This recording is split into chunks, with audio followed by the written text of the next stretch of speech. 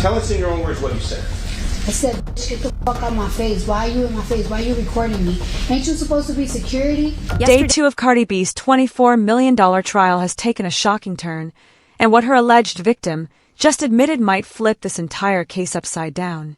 Forensic evidence and witness statements are pouring in, exposing contradictions and chaos in the courtroom. The alleged victim is stumbling over her own lies, while attorneys are shouting, mocking, and even taking shots at Cardi herself. And the most shocking claim? That Cardi B spit on a security guard and threatened to rip her face off. This $24 million trial is spiraling fast. Here's everything you need to know. Cardi B's going viral for her testimony, arguing she did not touch a security guard who's suing her for assault allegations. The security guard claims Cardi B cut her face with a fingernail and spat on her. She says it happened outside an obstetrician's office during the rapper's not yet public first pregnancy. Cardi B says she was 4 months pregnant with her first child in 2018, visiting a doctor's office that closed on a Saturday for her privacy. And she says that security guard for the building followed her to her appointment and appeared to be filming her. And Cardi B testified she was worried about her privacy and safety.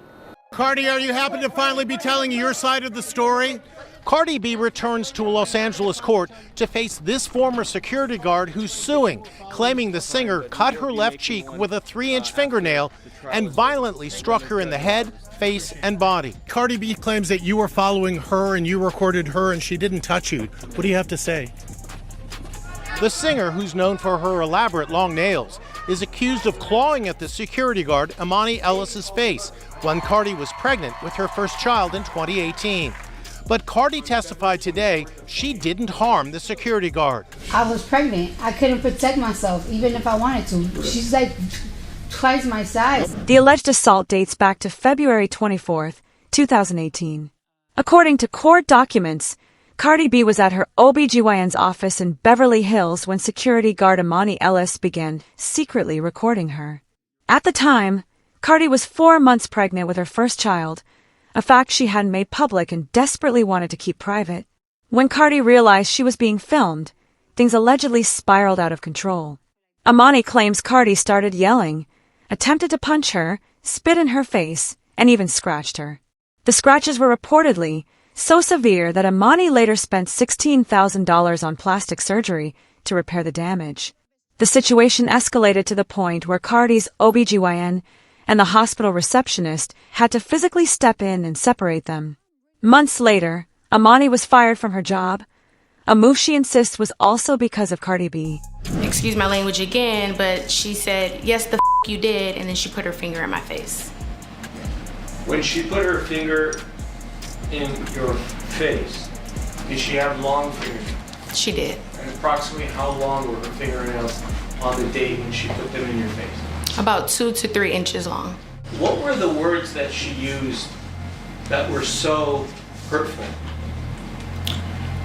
She used a lot of words, and again, excuse my language, but she was like, F you, you fat ass bitch, that's why I'm gonna beat your ass. I'm gonna get you fired. This, that. That's why you do security. Ah, that's why you do security. Ah, she was sticking her tongue out. She was flailing her arms up and down. She was jumping up and down. Body shaming me. I mean, racial slurs, just a lot. And did she spit on you? She did. Did her spit actually land on your body? It did. Cardi B has flat out denied every allegation, insisting that no physical altercation ever took place.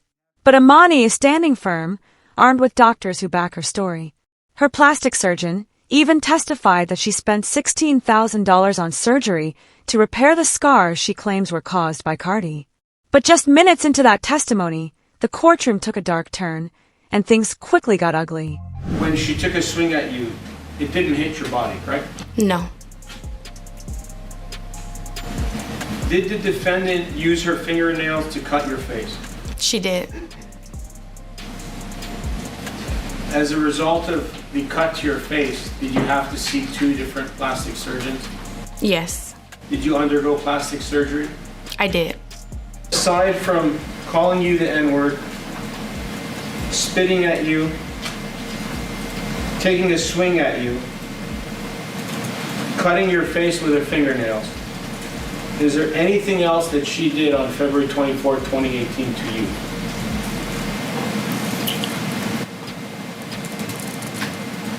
I mean, the whole incident was super traumatizing for me. She did a lot that day. This is where Amani's story starts to fall apart.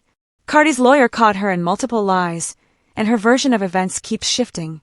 On the stand, Amani swore Cardi scratched her face, but in her deposition, she claimed it was her nose. The inconsistencies don't stop there.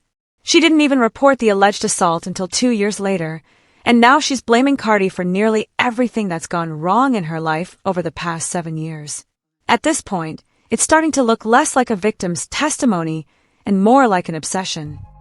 The only scratch that you report is a scratch on your nose that you supposedly suffered that day, correct? I'm not sure. Do you need another moment to look at this? I reported that she touched my face with her finger, sir. Ma'am, the question is, in your incident report, you told your supervisor 2 days afterwards that you suffered a scratch on your nose and no other scratches were mentioned, correct? Okay. What does okay mean? You agree? I don't agree with what you're saying, but I'm saying okay for the purposes of your question. Yeah, I'm not quite sure what that means, but let's move on. After the incident, you don't even know if there was any blood, right? It broke the skin. Please, ma'am, miss, answer the question I'm asking.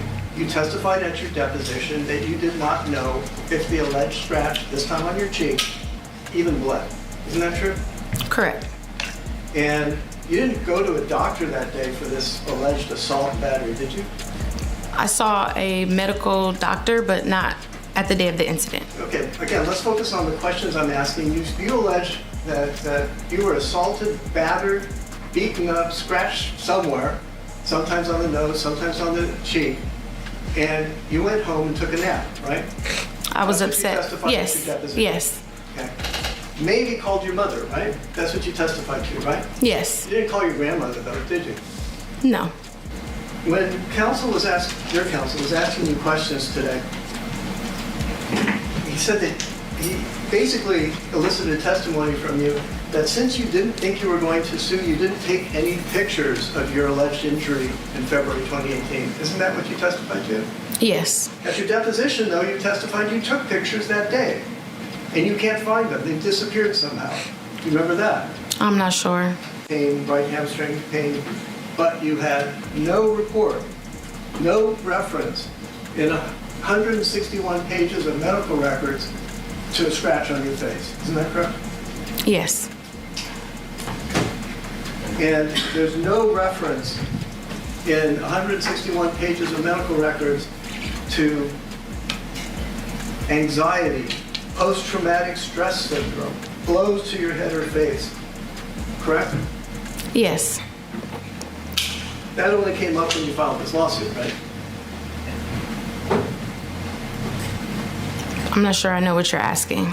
Let's not forget, Amani is nearly twice the size of Cardi, and at the time, Cardi was 4 months pregnant.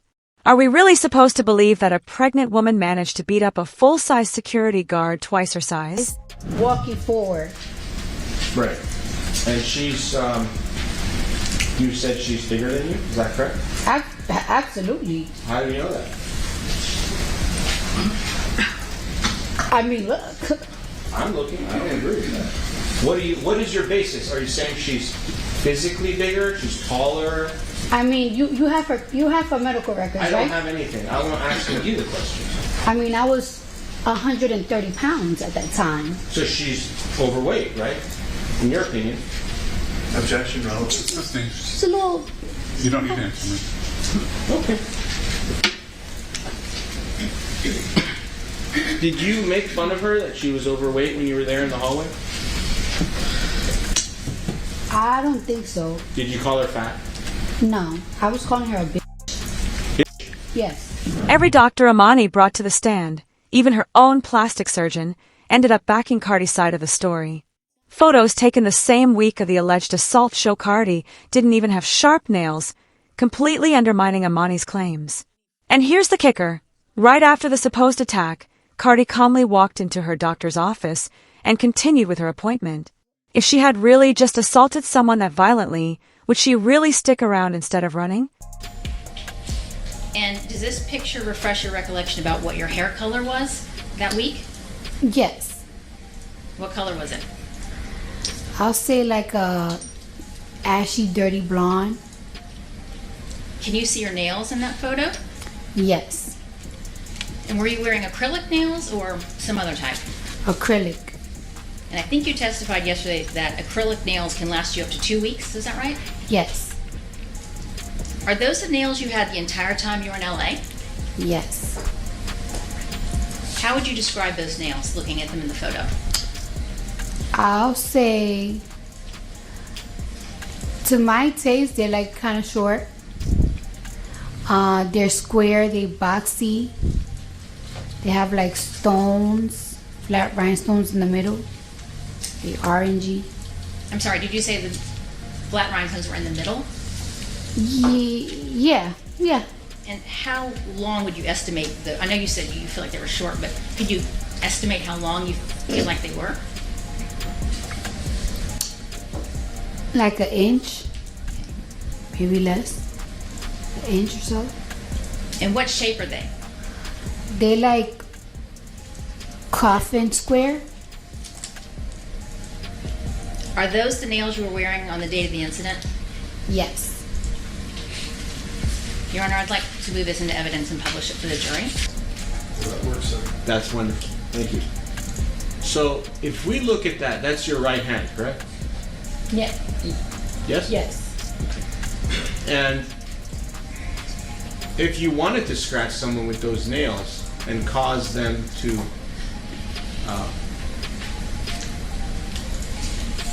have a cut to their face, you could do it with those nails, can't you?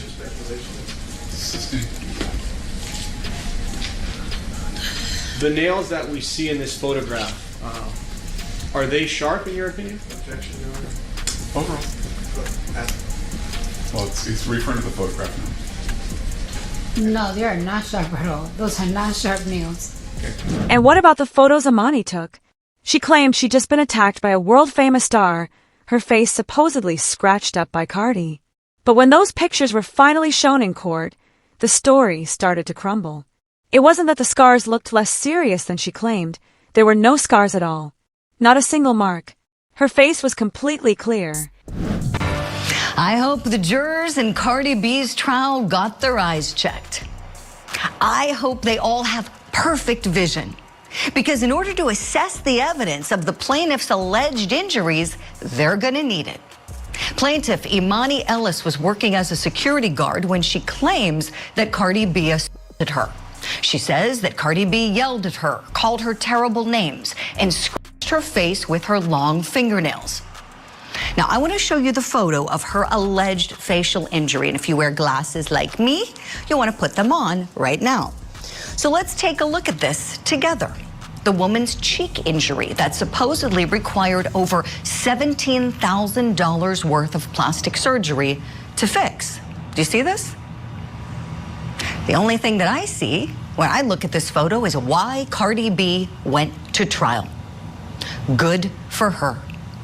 You know, my friends, she is wealthy and she could have made this go away if she wanted to. But she didn't settle. And when looking at this exhibit, I can see why. You can literally watch Imani's plastic surgeon struggle to explain where these so-called scars even are. But don't forget, she's paying him $2,000 an hour to back her up. His testimony felt less like medical expertise and more like a performance with a paycheck attached. And when the defense hit him with tough questions, his answers started to fall apart fast. The reality, the only procedure Imani ever had was simple microneedling. At this point, it looks less like justice and more like a cash grab for both Imani and her doctor. Yeah, because the middle finger being longest, it grips the skin first, so it's the highest. The central scar is the highest. And the fact that they're parallel is highly suggestive of a fingernail injury. Is that true of a degree of medical certainty? Yes. And what does it mean for the jury, if you could explain, what does medical certainty mean when an expert makes that type of 51% or more. It's the most likely explanation. There are other explanations, but this is the most likely explanation. And in order to formulate your opinion, you reviewed medical records, correct?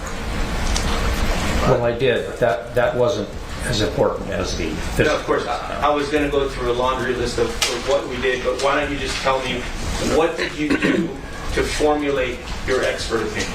The number one thing I did was examine the patient. No, it's not good. Okay, there's the main scar here.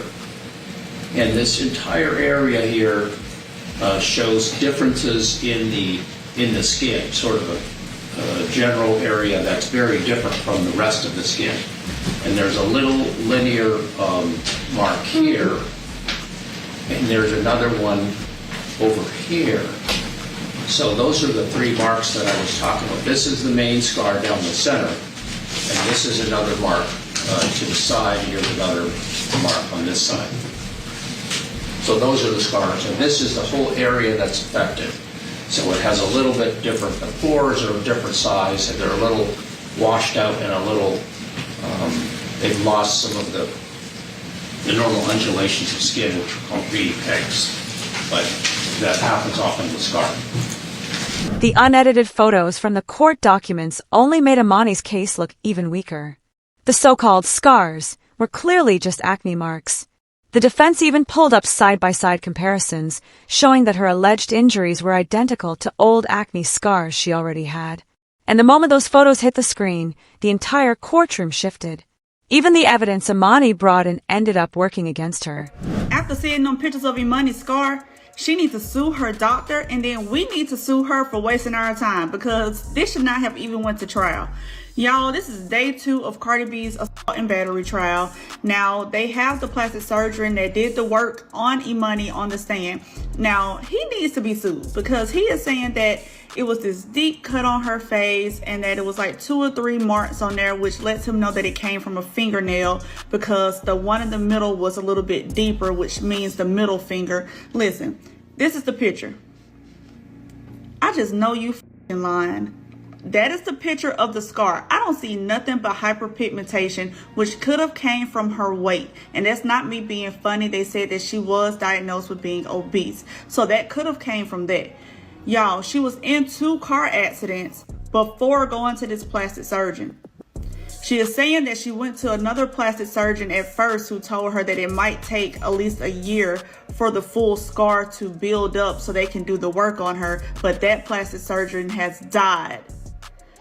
The stories are all over the place. Like, I don't just take up for celebrities. I'm going to call it out. If you right, you right. If you wrong, you wrong. And I'm going to stand on it. However, this feels like a money grab. With no real evidence to prove damages, Amani shifted her claims to mental health, insisting the alleged assault left her with PTSD. But her own psychologist didn't back her up. In fact, he told the court that nothing about her behavior or test results lined up with post-traumatic stress at all. His professional opinion? That Amani was lying for a payday.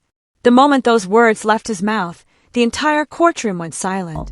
You would function at a very low level. You wouldn't be able to maintain reasonable family relationships. You wouldn't be able to hold a job.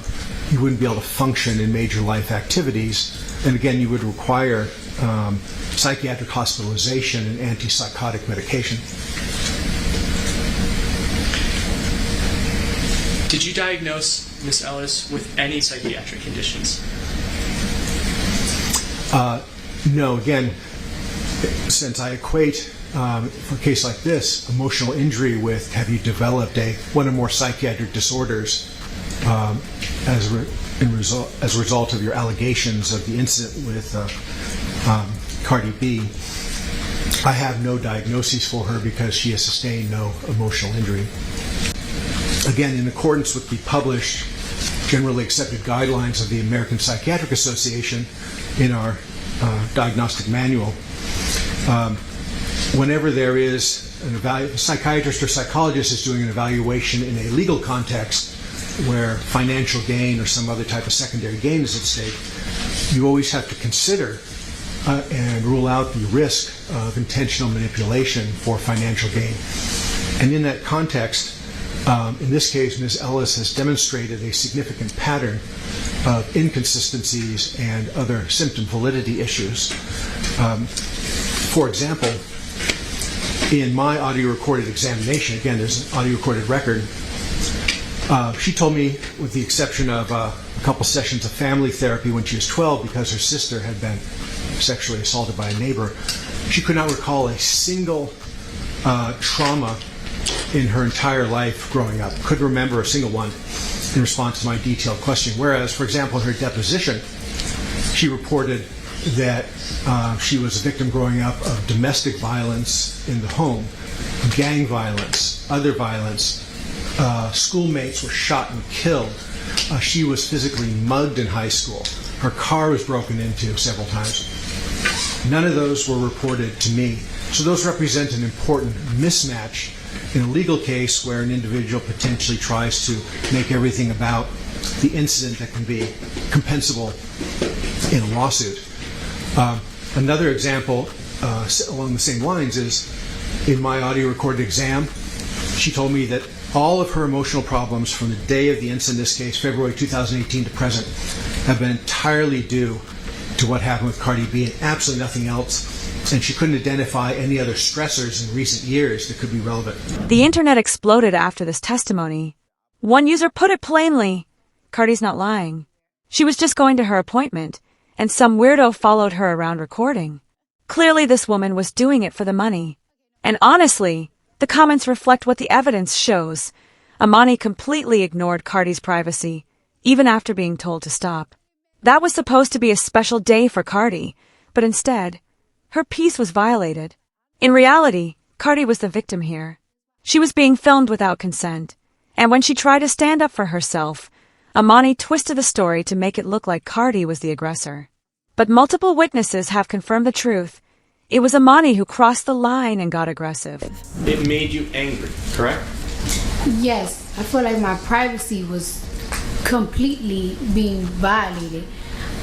I wouldn't want to be anything that had to do with my medical records or anything. Even if I do cosmetic surgery, I don't want people to be in anything that has to do with medical in your business. It's just especially something that is so sacred as your pregnancy is yours. Angry. How angry were you?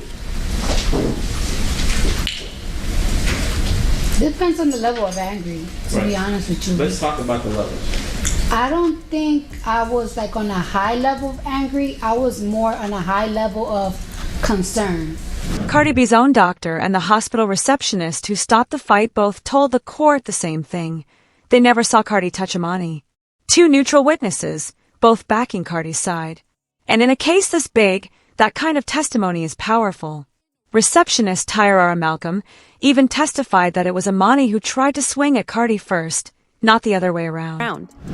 You are a licensed gynecologist in the state of California since 2007? Yeah.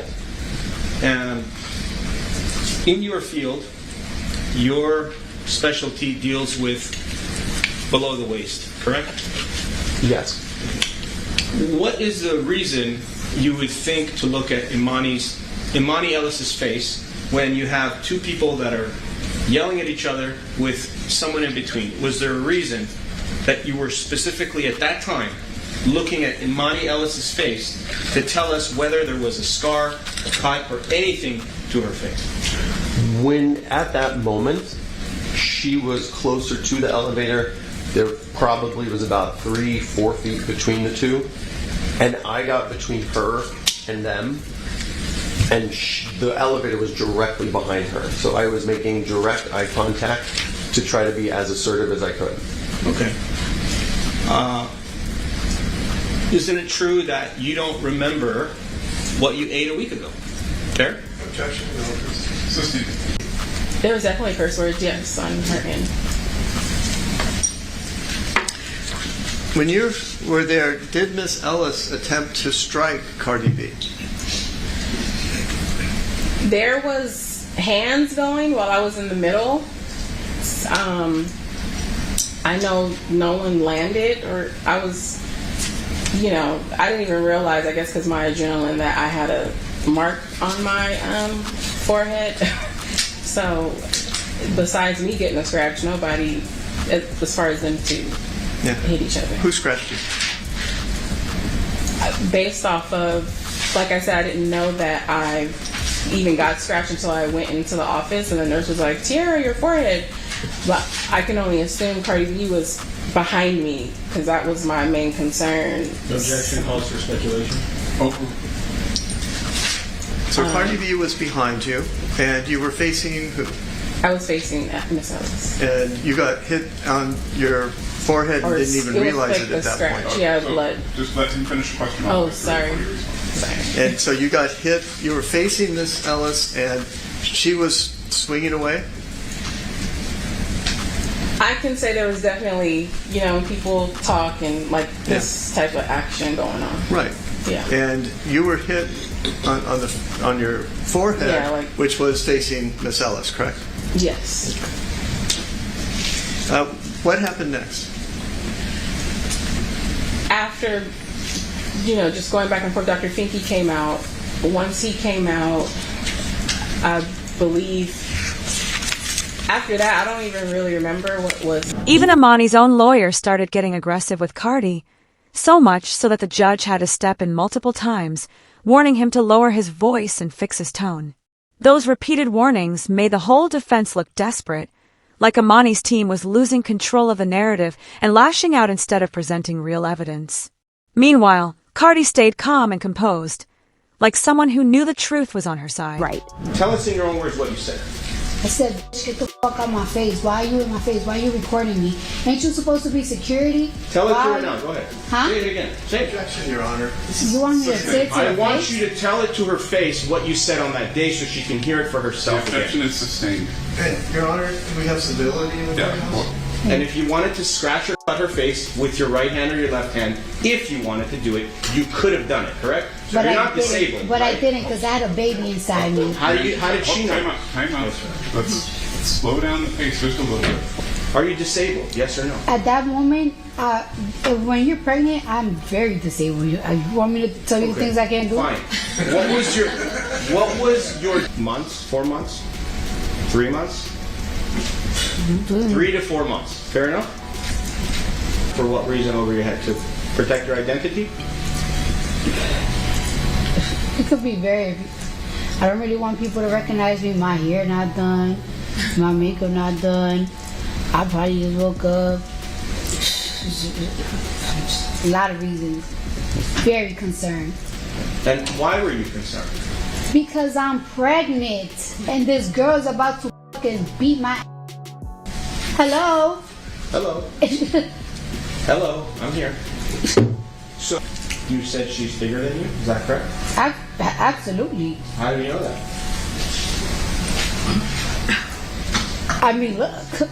I'm looking. I don't agree with that. What is your basis? Are you saying she's physically bigger? She's taller? I mean, you have her medical records, right? I don't have anything. I'm asking you the questions. I mean, I was 130 pounds at that time. So she's overweight, right? In your opinion. Objection, no. She's a little... You don't need to answer me. Okay. Did you call her fat? No, I was calling her a bitch. This is your security? This is your security? It's my fucking phone. It's my phone. You're in my building. That's what she was telling me. And she was like, she also was saying, like, I don't give a fuck who you are. I don't give a fuck who you are. She's much taller, but she was practically my height. But she is like... What? Say it. Security heavy. What does security heavy mean? Just tell us. There's no harm. What does that mean? Like, she just looks a little like she could protect the building type big. You know what I'm saying? She just looked more developed than me. That's a fucking lie. Fuck out of here. Trying to get some money. What was that? I said, that's a fucking lie. Out of here. He's trying to get some money. Who's trying to get some money? She is. How do you know that? Because she sued me for $24 million. Will the jury see through the lies, or will Imani's team find a way to twist the story back in their favor? One thing's certain, this trial is nowhere near the finish line, and the truth is only getting harder to hide. If day 2 brought this much chaos, imagine what's coming next. Stay tuned, the mess has only just begun.